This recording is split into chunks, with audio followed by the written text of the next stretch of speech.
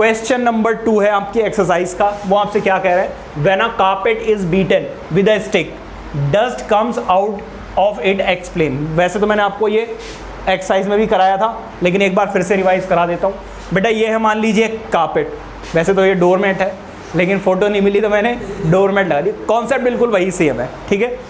तो मैंने बेटा कारपेट की जगह डोरमेट ले लिए। अगर इस डोरमेट में जैसे लोग आते हैं और अपने पैर साफ करके अंदर जाते हैं, तो बेटा जो डस्ट वगैरह है वो इसके अंदर चली जाती है। अब आपकी मदर क्या करती है, जब ये गंदी हो जाती है इसको पकड़ते हैं और स्टिक वगैरह या किसी चीज़ से इसको हिट करते हैं।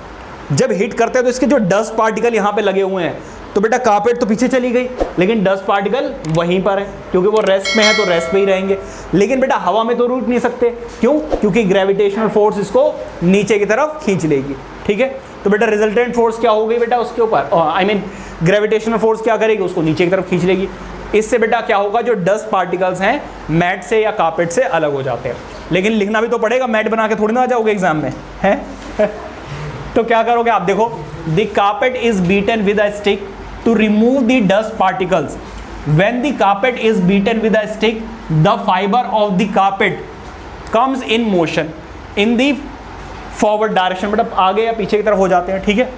On the other hand, the dust particles remains at rest due to inertia of rest, therefore they fall down, ठीक है। इस तरीके से आपको लिखना है, प्लीज नोट इट डाउन।